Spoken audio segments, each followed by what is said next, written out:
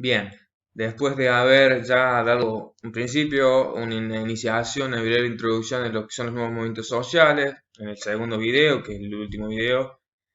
profundizamos un poco más lo que es la realidad mexicana, lo que fue la realidad mexicana en la segunda mitad del siglo XX, cuando vimos y observamos cómo fue la sucesión de los diferentes gobiernos en la nación azteca y fundamentalmente lo que es el proceso de la década del 90 y el fin de la hegemonía priista en la realidad política mexicana. Ahora sí, ya en este tercer y último video corresponde profundizar un poco más en lo que es el caso práctico que nos convoca esta clase, que es el caso del movimiento social o el movimiento zapatista. El movimiento zapatista no es el único, pero es uno de los más icónicos, como ya lo hemos visto, de los diferentes movimientos sociales que se dan en, en el cambio del siglo, es decir, la segunda mitad avanzada del siglo XX y principio del siglo XXI. De hecho, el zapatismo tiene vigencia o tiene existencia hoy en día en la realidad mexicana. En principio corresponde ubicarlo geográficamente, que, bueno, de seguro ustedes conocen, ya hemos visto dónde ubicamos a México, ahora sí corresponde ubicar geográficamente al zapatismo en lo que es la amplia extensión del territorio mexicano. Particularmente se ubica en el sur, en Chiapas. Si bien es el lugar característico y el lugar de origen de la formación del movimiento zapatista, hoy en día ya tiene cierta expansión por lo que es todo el sudeste mexicano, también conforma o grupos del zapatismo tienen vinculación con otros grupos de diferentes movimientos campesinos o indígenas en todo el territorio mexicano, pero característico es en la de ubicación territorial que tiene el zapatismo, es en Chiapas, es en la selva lacandona. Dicho esto, bueno, justamente vamos a profundizar un poco son las características. Se radica en un principio, como ya lo mencionaba en la diapositiva anterior, en la selva lacandona del sur de México, del sudeste mexicano. Nace fundamentalmente en primera instancia, se podría decir, heredero con gran parte, que son las herencias de los movimientos foquistas de toda Latinoamérica, allá por principios de la década de los 80, el Ejército Zapatista de Liberación Nacional. Por supuesto con una reivindicación, ¿por qué zapatismo? Porque bueno, si ustedes recuerdan lo que fue la etapa de la Revolución Mexicana, Emiliano Zapata fue una figura icónica en ese proceso y ellos reivindican todos los preceptos, los planteos y la lucha, la herencia y el legado histórico que implica Emiliano Zapata en la realidad mexicana, sobre todo para los sectores del campesinado y en este caso también parte de lo que es el movimiento indígena. En principio fue un trabajo muy laborioso por parte de los grupos que incurrieron en la selva lacandona para ir viendo cómo se podían ir gestando u organizando, en este caso, un ejército de liberación.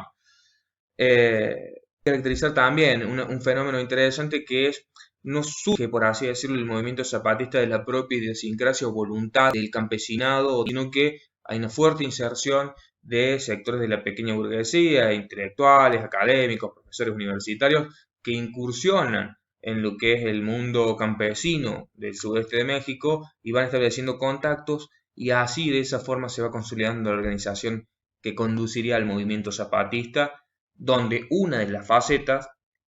eso es necesario remarcar, una de las expresiones es el Ejército Zapatista de Liberación Nacional. Es mucho más el movimiento zapatista que eso, o por lo menos más complejo. No solamente tiene la beta,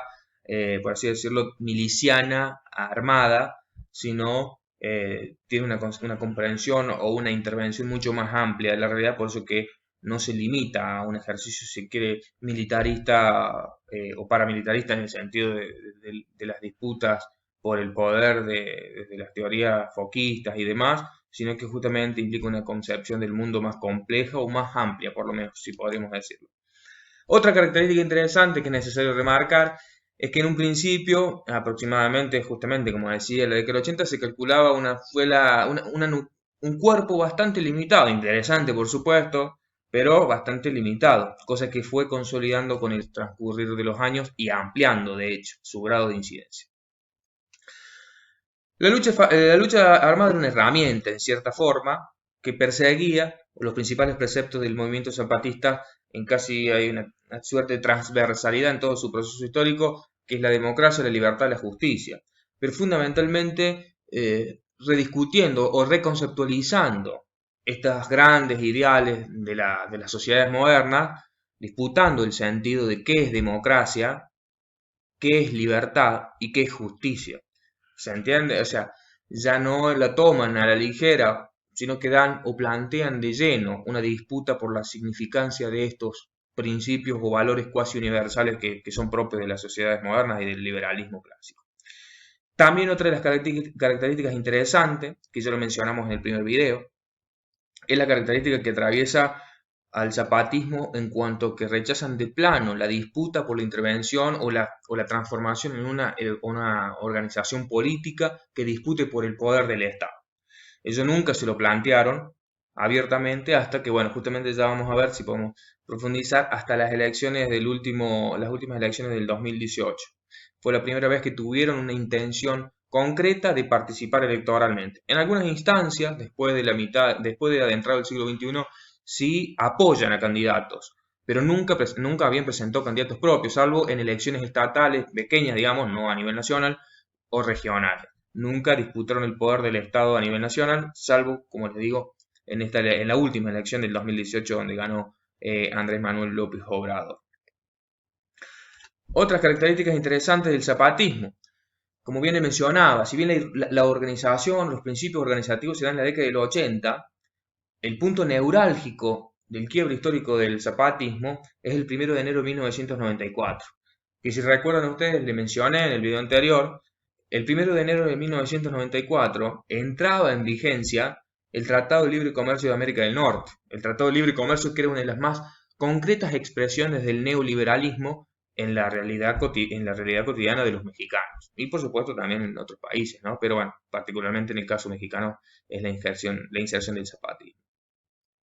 La fecha ya venía pactada cuando se celebró, más que se celebró, se conmemoró por un lado, para otros. Hay diferentes lecturas de la historia y por supuesto de lo que es el zapatismo y la concepción de las comunidades originarias, el último día de los pueblos libres de América, en el caso de los movimientos indígenas o en el caso de los nativos americanos de México. En el año 1992 se conmemoraron los 500 años desde la llegada de Colón y los conquistadores a América. Esa fecha, en esa ceremonia del último día de los pueblos libres de México y de América, se planteó de que el 1 de enero de 1994 iban a hacer la irrupción pública el zapatismo, que ya venía con una fuerte organización de base, pero que no tenía una gran trascendencia en la realidad política mexicana. La idea era justamente dar un fuerte golpe en el 1994, donde tomaran imagen los medios a nivel nacional e internacional de esta gesta y de este planteo de lucha, y que bueno, eso iba a traer, de acuerdo al criterio del zapatismo, iba a implicar un avance en las reivindicaciones que tenían, por ejemplo, en lo que es la propiedad de la tierra, la propiedad comunitaria de las tierras, el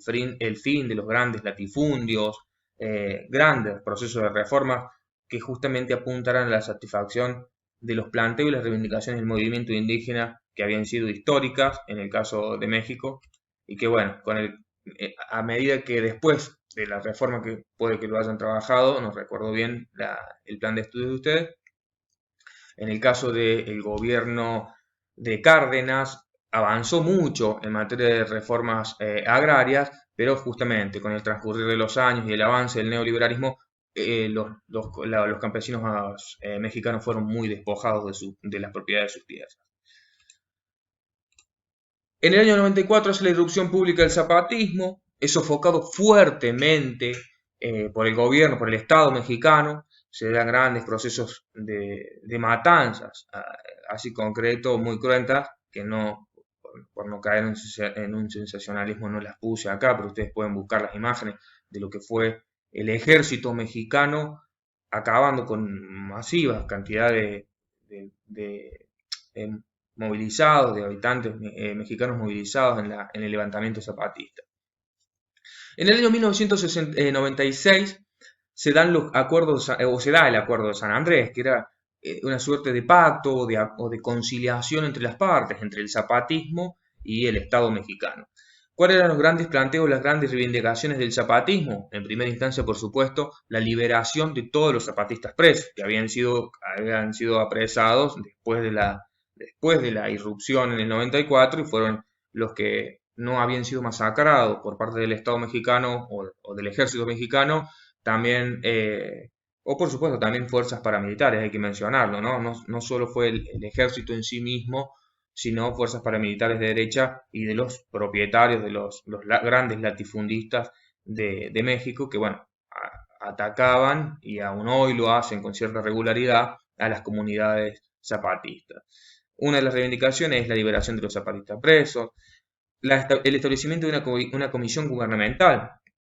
con una capacidad fundamentalmente para respetar la delegación del zapatismo, los planteos del zapatismo, que haya canales de vinculación directa y constante entre el movimiento zapatista y el Estado mexicano. También una instalación de la Comisión de Seguimiento y Verificación, que eso es interesante también tener en cuenta entre los grandes planteos del zapatismo en los acuerdos de San Andrés, ¿no? Otro de los grandes planteos que tiene el zapatismo es la necesidad de un gobierno y una constante negociación en lo que hace a la democracia y a la justicia de México, el acceso a todos a estos dos factores y justamente una democracia que tuviese contemplación de la voluntad popular y no de esa idea de que los representantes están ajenos y distantes a las necesidades y a los padecimientos del pueblo. Y por último, justamente también una de las grandes reivindicaciones que va en los acuerdos de San Andrés es el fin de la persecución militar y policíaca y sobre todo también a los grupos paramilitares. El zapatismo, podemos decir ya para ir concluyendo, por supuesto ustedes pueden profundizar esto con la lectura o la visualización de un montón de videos, van a encontrar una gran cantidad de videos al respecto en YouTube, en diferentes formatos, que van a poder profundizar mucho más en detalle y videos mucho más enriquecedores porque van a ver la realidad concreta del proceso del movimiento zapatista. ¿Cómo se fue constituyendo el zapatismo? Más bien, ¿cuáles fueron sus principales alteridades? ¿Qué serían las alteridades? Son ese antagónico, ese opositor que me permite a mí mismo ir constituyendo mi identidad particular en sí. En 1983, es decir, la primera etapa del zapatismo, cuando recién comenzaba a organizarse, fueron los partidos políticos gobernantes, los políticos gobernantes, y fundamentalmente el Estado regional, más que el Estado federal. Por supuesto que después van a ir consolidando su alteridad, su antagónico con lo que es el Estado a nivel nacional. También hay que reconocer, para el propio zapatismo, para el movimiento zapatista, existe la necesidad de discutir y replantear lo que es el régimen social y económico capitalista. Es ahí donde se manifiesta fuertemente la incidencia o el papel que jugaban estos intelectuales progresistas o revolucionarios en el incipiente movimiento zapatista. Posteriormente, una de las grandes alteridades, uno de los grandes antagonistas con respecto en este caso al movimiento indígena en sí mismo, que después con el correr de los años van a ir confluyendo entre el movimiento zapatista y el movimiento indígena, son los ladinos o los propietarios de la tierra. Es decir, los grandes latifundistas son un antagónico muy importante en la constitución identitaria de los movimientos indígenas en ese primer periodo de conformación del movimiento zapatista. A continuación, ya después de la irrupción pública, en 1994, el principal agente o antagónico se presenta como el Estado, tanto el Estado regional como el Estado a nivel nacional, pero fuertemente esta segunda parte.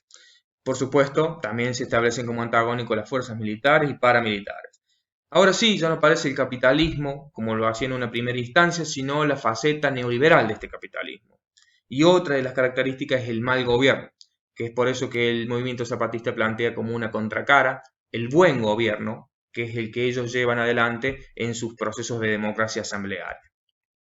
Y ya en el 2017, la última gran alteridad del zapatismo serían los partidos políticos tradicionales de México. ¿Por qué? Porque acá sí se vislumbra ese viraje, esa suerte de viraje en la concepción política del movimiento zapatista con respecto a intervenir en la escena pública y disputar el poder del Estado. Cuando ya participan de un proceso electoral, ahora sí los antagónicos no es en sí mismo el Estado, porque si no, no podemos disputar por tener el poder de él o de esta institución, sino que ahora el antagónico lo configuran los partidos políticos tradicionales de México. fundamentalmente el PRI o el PAN. Y de esta forma, o mediante estas diferentes alteridades o antagónicos, se fue constituyendo o es parte del proceso de conformación de la identidad zapatista o del movimiento zapatista. Hay ciertas particularidades que justamente no solo se construyó por los diferentes antagonismos que estando acá en esta presentación, ahora la última diapositiva, sino que justamente también es necesario remarcar y apreciar de características que lo distinguen o que lo hacen valioso como movimiento, como ejemplo de movimiento social. Porque no solamente se reivindicó por lo antagónico o por oponerse a determinadas cosas, sino por construir algo propio. Y en ese sentido son las imágenes que vamos a ver a continuación. Digamos, acá por ejemplo ven una donde justamente en uno de los territorios del zapatismo el lema es que manda el pueblo y el gobierno obedece, es decir, se invierte esa lógica de representatividad de las democracias liberales que conocemos en casi todo el mundo, por lo menos en Occidente. De nuevo, remarcar la idea de que el zapatismo es una de las más fieles expresiones de autonomía, particularmente, digamos, diferenciándose sobre todo todos los poderes reales. Acá van a ver otro distintivo en lo que es la construcción simbólica del zapatismo, que es el uso del pasamontañas, que nosotros conocemos como pasamontañas, que implica eso justamente, que no se les ve la cara, pero no se les ve la cara, o la idea de demostrar el simbolismo de que no se les ve la cara, tiene fuerte correlato con la idea de que ellos han sido históricamente los invisibilizados, es decir, los dejados de lado, los relegados. No es por un criterio solamente, por así decirlo, de preservar su identidad, sino justamente la forma de plasmar concretamente cómo ellos han sido relegados por la historia mexicana. Y otro de los grandes ejemplos que podemos ver en el caso del zapatismo es la construcción de escuelas propias, una suerte de sistema educativo propio, instituciones de salud pública propias, que justamente eso es lo que quería plantear acá en el cierre, que no solamente se constituyeron con antagonismos, como una oposición a determinadas cosas, sino como la construcción de una identidad, una idea y una construcción real, tangible, de acciones propias. Bueno, para concluir, eso más o menos ha sido lo que es el movimiento zapatista. En el caso del ejemplo mexicano, sobran videos para que ustedes puedan ver y profundizar si les interesa sobre el tema en la red. Y también les digo, para ya ir cerrando, estoy disponible ante cualquier duda, inquietud o sugerencia que quieran hacer. Le preguntan por Virginia para que establezca contacto, a Virginia o a Marcela, por supuesto, que establezcan contacto conmigo, no hay ningún problema en responderle. Disculpen la extensión de ciertos videos, pero bueno, les agradezco mucho por su atención y espero que entiendan, les interese y que sigan atravesando lo que resta del año de la mejor manera. Un abrazo a todos y a todas.